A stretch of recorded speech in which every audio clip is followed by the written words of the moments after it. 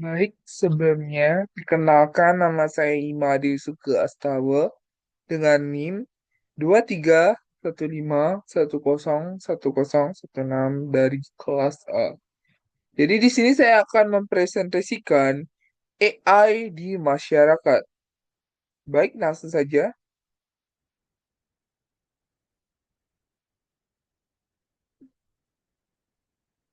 Nah, pertama kita masuk ke pengertian AI. Nah, AI atau Artificial Intelligence adalah teknologi yang dirancang untuk membuat sistem komputer mampu meniru kemampuan intelektual manusia. Nah, AI juga memungkinkan komputer untuk belajar dari pengalaman, mengidentifikasi pola, membuat keputusan, dan menyelesaikan tugas-tugas kompleks dengan cepat dan efisien.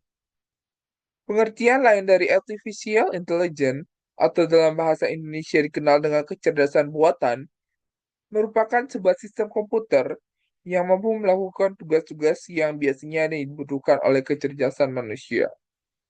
Nah, teknologi ini dapat membuat keputusan dengan cara menganalisis dan menggunakan data yang tersedia pada sistem. Nah, proses yang terjadi dalam artificial intelligence mencakup learning, reasoning, dan self-correction. Nah, proses ini mirip dengan manusia melakukan analisis sebelum mengambil keputusan. Nah, menurut John McCarthy pada tahun 1956, AI merupakan cara mengetahui dan memodelkan proses-proses berpikir manusia dan mendesain mesin agar dapat menirukan perilaku manusia. Selanjutnya yaitu pengaruh AI di masyarakat. Mungkin ada beberapa pengaruh yang akan terjadi di dalam masyarakat dan saya akan menyebutkan beberapa. Yang pertama yaitu peningkatan efisiensi, yaitu AI dapat meningkatkan efisiensi dalam berbagai sektor, termasuk kesehatan, pendidikan, dan layanan publik. Yang kedua ada dampak dalam pekerjaan. Nah, memang AI dapat menciptakan peluang baru, namun ada juga kekhawatiran tentang penggantian pekerjaan manusia. Yang ketiga adalah perubahan interaksi sosial, di mana AI dapat mempengaruhi cara masyarakat dalam berinteraksi, baik dalam konteks profesional maupun mandiri. Nah, yang keempat atau yang terakhir yaitu tantangan etika dan sosial. Nah, penggunaan AI juga menimbulkan tantangan etika seperti privacy data dan bias algoritma. Nah, selanjutnya yaitu kita masuk ke komponen utama AI. Jadi ada beberapa komponen utama dalam AI. Jadi langsung saja AI terdiri dari beberapa komponen utama yang bekerja sama untuk menciptakan sistem yang meniru kecerdasan manusia. Dan berikut ini merupakan komponen utama AI. Nah, yang pertama ada data. Nah, data merupakan bahan baku untuk melatih model AI. Kualitas dan kuantitas data yang digunakan sangat mempengaruhi kinerja sistem AI. Nah, yang kedua itu ada algoritma. Algoritma merupakan serangkaian langkah atau aturan yang digunakan untuk memproses data. Nah, adapun beberapa jenis algoritma yang umum digunakan yang meliputi pertama yaitu ada machine learning.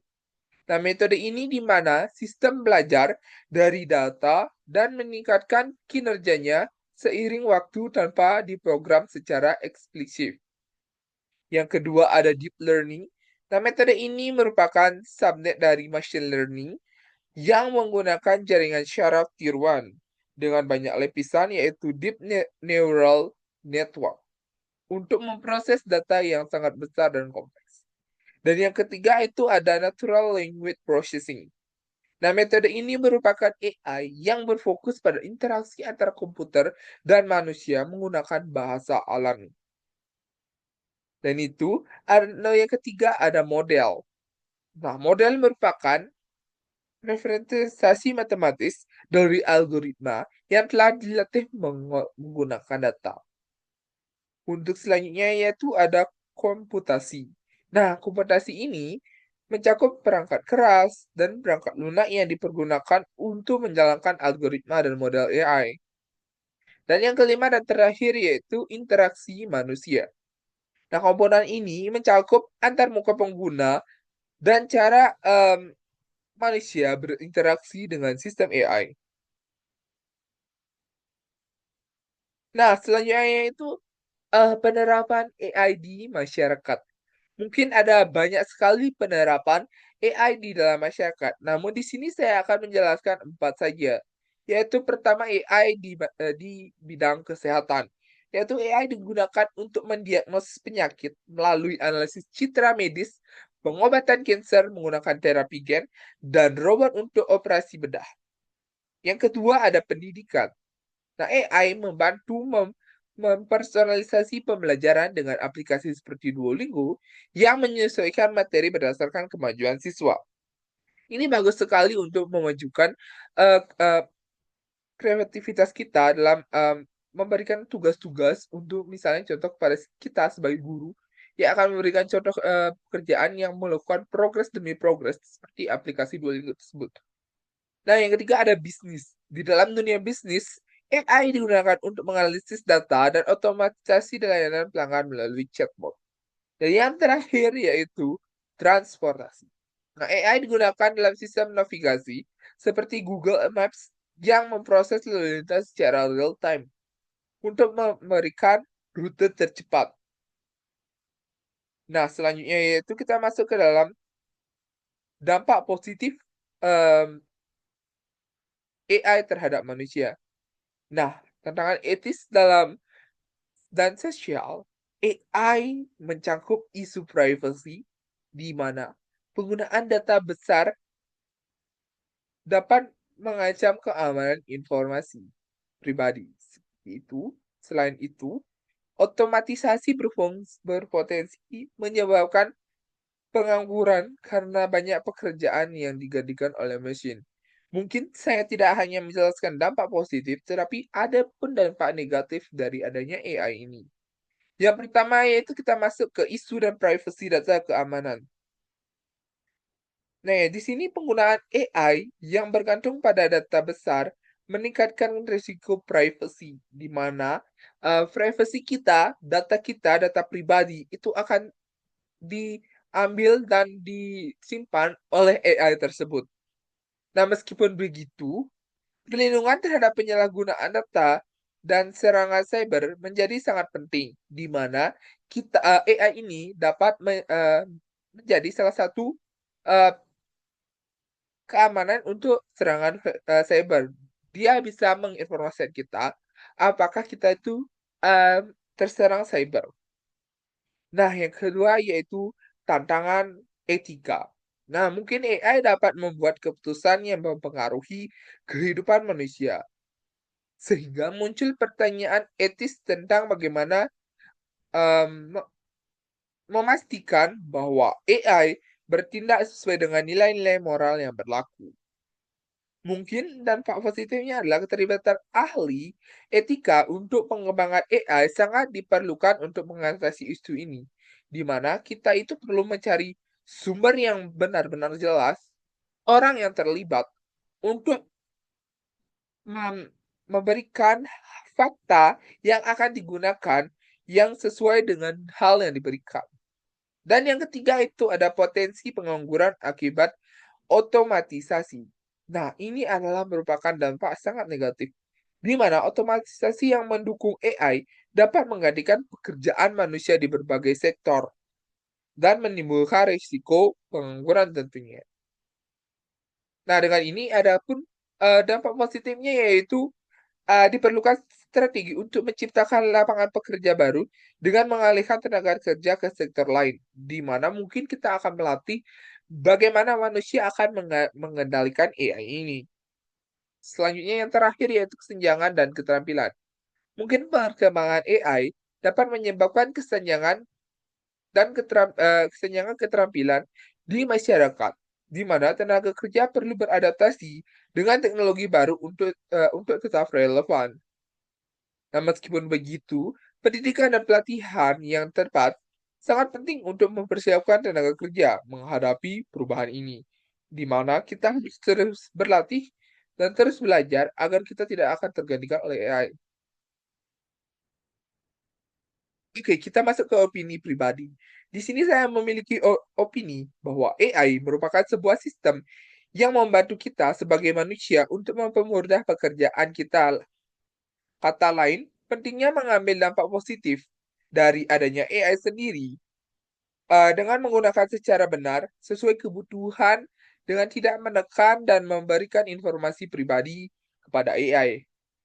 Dengan kata lain, kita sebagai manusia tidak boleh dibodohi oleh AI, tetapi kita harus bisa menggunakan dan mengarahkan AI dengan benar agar tidak adanya perbedaan penjelasan sesuai keadaan yang sebenarnya.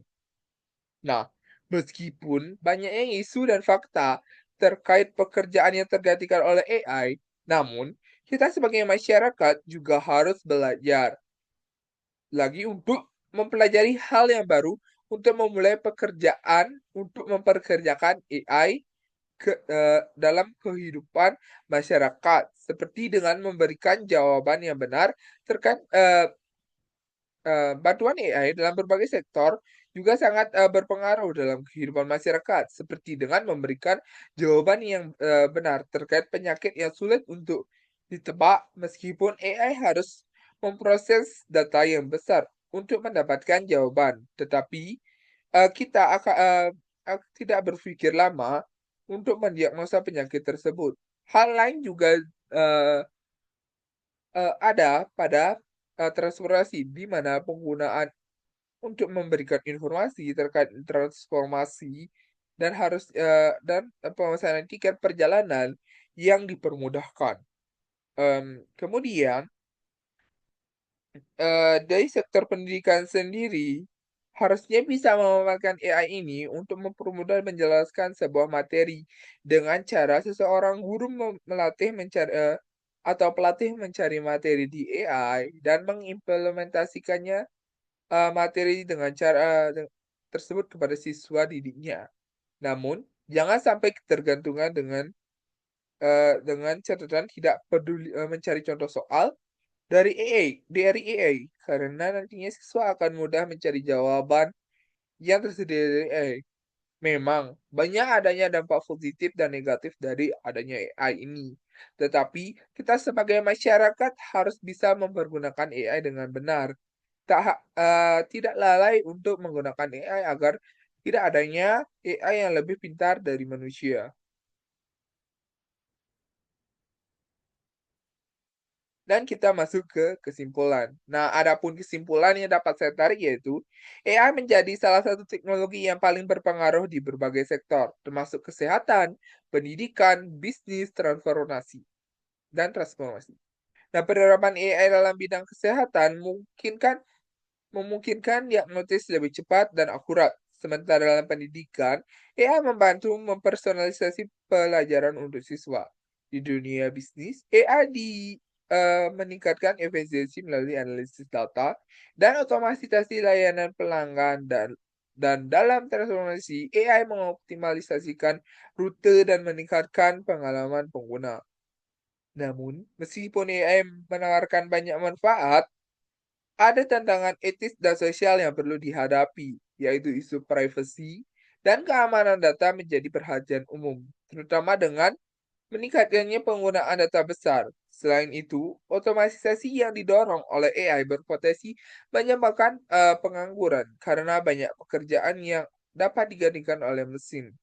Nah, kesenjangan keterampilan juga menjadi tantangan, di mana tenaga kerja perlu beradaptasi dengan teknologi baru untuk tetap relevan. Oleh karena itu, penting untuk mengembangkan kebijakan dan regulasi yang memastikan penggunaan AI yang etis, bertanggung jawab, kolaborasi antara pemerintah, industri, dan masyarakat yang sangat diperlukan untuk mengatasi tantangan ini dan memaksimalkan manfaat AI bagi semua orang. Dengan pendekatan yang tepat, AI menjadi alat yang kuat untuk meningkatkan kualitas hidup dan menciptakan solusi inovatif untuk tantangan yang dilengkapi masyarakat ini.